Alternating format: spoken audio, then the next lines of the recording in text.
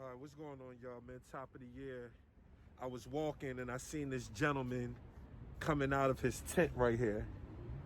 And when I noticed that he came out of his tent, I was thinking of when I was on drugs and how I could have been coming out of a tent as well. This young man is Christopher. Christopher, right? Christopher Jones?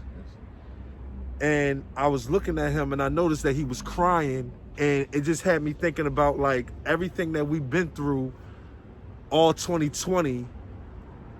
Look where we at today. How did you get here, man? Like how did you get to this point in your life? Looking out for people and thinking that people was gonna look out for me, and that definitely didn't work the way I thought it would. And are you on drugs? Yes, sir. What's your drug of choice? It was PCP, and it was the synthetic drug K2. K2. That's that mind-altering. That's that synthetic drug that they made in labs over in New York City. Now, where are you from originally? I'm originally from Philadelphia. Now, growing up, did you have a hard life? A very hard life. I was in DHS basically my whole life until I was 18 years old. You was in DHS your whole life up until you was 8 years old. 18 years old. And for those who don't know what DHS stands for, what do DHS stands for? Department of Human Services. Department of Human Services, and that means that you are being taken away from your family, your parents, and they putting you in all types of places like you got juvenile justice center, you got placements, you got foster care, things of that nature. Now, was your parents on drugs? I don't know. You don't know them. So I couldn't recollect that. I was in the system my whole life technically. See, so for those who think that being homeless is a choice, yes, you have choices that you're making on your own that says, well, you know what, I could have did something better. But think about what Christopher just said. He's been in DHS all his life. All of his life. So not only have you were faced with trauma, the type of trauma were you faced with? Did you go through things growing up? Like what? What were you going through? Place to place, house to house? Was there any abuse? There was some there's a lot of things that I can't discuss. Right, I understand that. I understand. There's a lot of things that was going on, but pretty much when I got to a place called All Clear. It's called All Clear, but now it's called Advil-Serve because so many people died in that place. Wow. So they try to feel as though that humans can live over there where that horses couldn't live.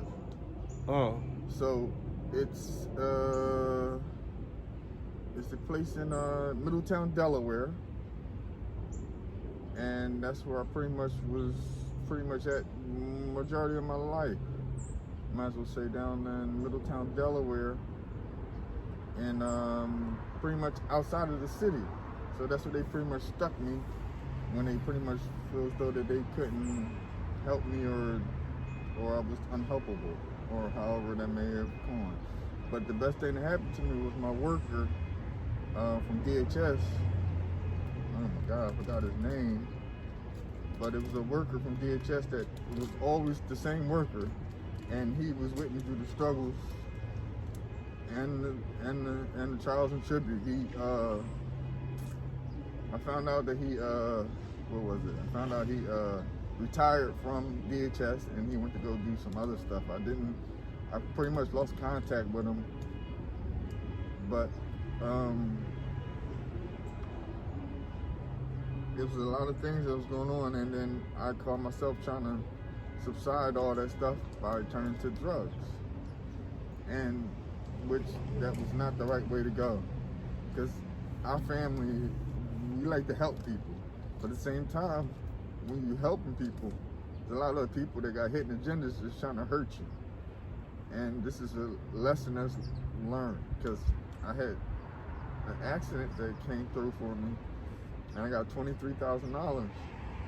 $23,000. Mind you, I should have my own Right. house, Right. apartment, and everything. Right. I'm too busy getting high in the streets. I sit here one day, my friend, well, my so-called friend named Ed Wishart, he made a bet with me that I couldn't drink the PCP shit.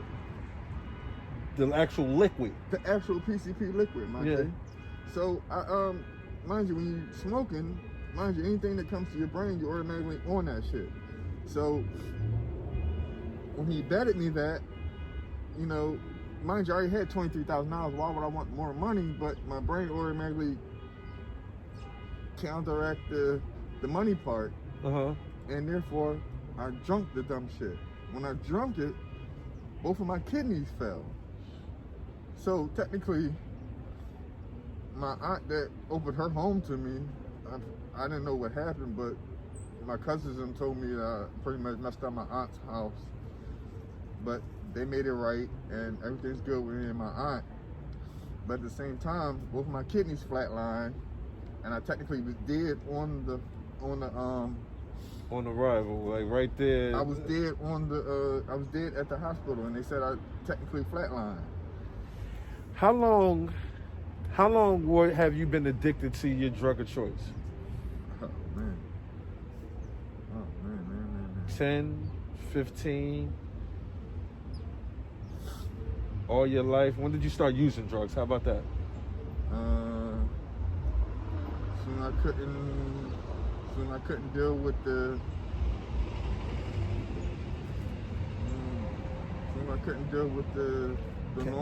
normal life. And I tell people this, right?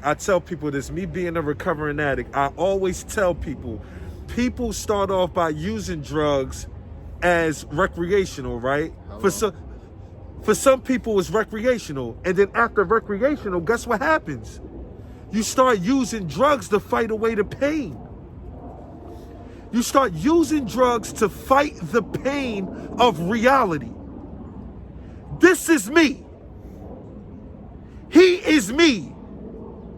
Because we're not far removed from being better than the next person when we're on drugs. And how many times did you try to get help? Did you ever try to get help?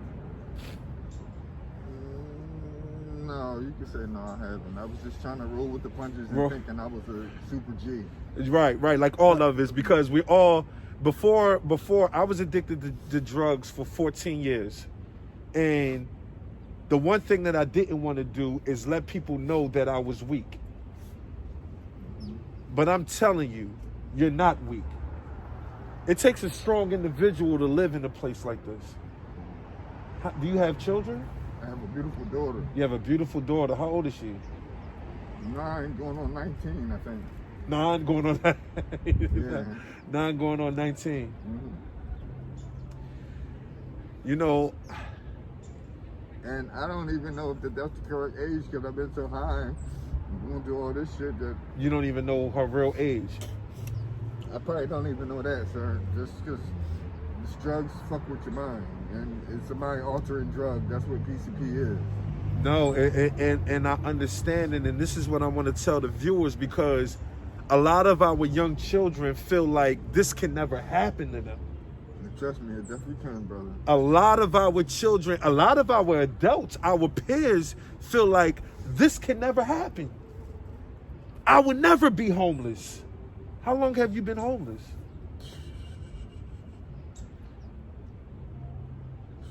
Oh my God, too long, man. Too long? Too long, bro. So the question that I ask you, that I'm quite sure everybody's going to ask is, why don't you get help? I know what's going on. I know what's going on as a recovering addict. But everybody's going to want to know why you don't get help. Because one, I'm stubborn. Okay. 2 was,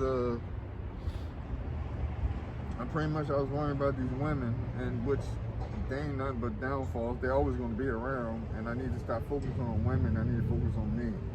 Because I can't have no women if I'm dead. You feel me? Well, you can't have nothing If when I'm you dead. ain't when you ain't got nothing. Feel you? And I don't have nothing. So You know, it's- it's amazing that this drug it takes over your soul. It takes over your mental capacity. It makes you do things that you never wanted to do. This man stated women, stubbornness is one of the reasons why he don't get help. Now, I know what you're thinking. Well, that's on him. That's on him. Well, no, it's not on him. Because again, if you've never been addicted to drugs, or if you have normalized your trauma, you're not going to think it's nothing. You're going to sit up there and think that it's nothing wrong with him then, because he want to be this way. But a lot of us have normalized our trauma where it's normal. In the back of my mind, everything that I'm doing is normal. But I'm here to tell you this. You have to change, brother. I am. I got no choice but to change, You brother. have to change, because I don't know how old you are. I don't know everything that you've been through. I just know you living here touched my heart. And another thing that really brought some light to this situation is, like, I really love going around the fourth and Arch. Uh-huh. That holy, that church right there. That church. It's a good church. It's a church that our black people came out that church. Uh-huh. And the people don't understand about that church. There's a lot of history behind that church. But it's crazy how I got kicked out of that church because this guy thought that I made a fraudulent threat against him, and he then took that and ran with the shit. And now I'm sitting here. That's how I got kicked out of the church. Let me ask you a question. What's some of the worst things that happened to you out here in these streets being homeless? Like, you could just name 2 or 3 top, like, yo, kids, this is why it's not good to be on drugs. This is why it's not good, based on what I've been through. What's some of the, like, top 3 things you've been through? Not having nothing to eat. You gotta read. Reading is fundamental. You gotta read and comprehend. If you can't read and comprehend, you will go nowhere in life. That's what you gotta learn how to do, is read and comprehend. Right, now, but that's what did you go through? So you saying like you saying like I went down to around that church. Okay. And when I went around the church, they had little messages on the church. Okay. And it clearly said, this guy's right here trying to help everybody, and my bones is slowly but surely rotting away and disintegrating in the cold. Okay. So that would give me a little hint to go to go get a corona test. So I went to go get a corona test, and I come to no. I was doing this. It was an opiate study. Mm-hmm. Opiate study that they had out to stop the opiate crisis. Right. So pretty much I went to go do that. Then come to find out, I used to be 6 feet tall. Okay. Now I'm fucking 5'6". Wow. 5'6". Wow. So I done lost 4 inches out here on this street doing this shit. And that's one thing that it's doing is it's really fucking me up, because I'm helping other people and I'm not helping myself. The problem is, Right. you gotta help yourself first before you help anybody else. You're not going to be receptive into helping anybody if you don't help yourself. Hello, and you can't help yourself if you can't help nobody if you did. If you did. Hello, and I really need my daughter in my life. That's the most important thing, is my daughter. I think we need to understand that mental health is serious. It's obvious that he suffers from mental health issues. It's obvious that he suffers from drug addiction. And this is for awareness. This is not for nothing else but awareness. That this man was willing. It touched my heart to see that this man, like, I just parked and something just hit me. I'm almost 3 years clean. January the 21st, 2021, I will be 3 years clean. Congrats, my Thank you. And my thing is, how can we spread the awareness of staying clean and getting our life together. I am not far removed from this. I am not far removed from this type of lifestyle. Can we send our love? Can we send our hope? Can we send our strength to this man? Pray to the universe that this man gets it together. Because most of us got family members most of us have family members that are on drugs. Most of us are stubborn. We think that we would never, ever be in this position right here. We think that we would never be in this position. And one reason why I don't drink is my Uncle Donald, God rest his soul, all he do is wake up in the morning and drink Old English. Well, you know, it's no big U's and it's no little I's. Right. We all got to get off of drugs, no matter what type of drug it is. PCP, opiate, alcohol, weed, whatever, K2, whatever it is that's making your brain alternate and do and live this lifestyle. Because when I was on drugs, I used to miss days of going in the shower. It was times that I just didn't even take a shower. Right. So we had got interrupted, but this is the thing. We're going to let this man go. But I want to just send our love, strength, and hope to him. I'm hoping that everybody do the same thing. Send it to the universe so the universe can shower him with strength to get clean. We are hoping that you start the year off in 2021 with the mindset of getting clean. And for y'all that don't understand it, this is where this man lives at, right here. Cold nights. Can you imagine cold nights? Can you imagine the days where it's snow? Can you imagine when it's 20 below? This is why we have to get off of drugs. This is why he has to get help so he don't have to live like this no more. We are sending our strength to you, brother. I've been there. 14 years of my life, I was on them pills, man. And January the 21st, 2021, I will be 3 years clean. If I can do it, you can do it. If I can do it, you can do it, bro. We can't live like this no more, man. So I'm sending you my love and hope, man. And just want to say, bro, you know what I mean? I'm there for you, okay? I'm definitely going to work on it. Okay. B. McFly, top motivator in the world. And your sober messenger, man. Let's save our youth. Let's save our family. Let's save our village. So we don't have to live like this. Kids, you are not far removed from this shit, man. You are not far removed from it, man. This could have been me. This could have been you.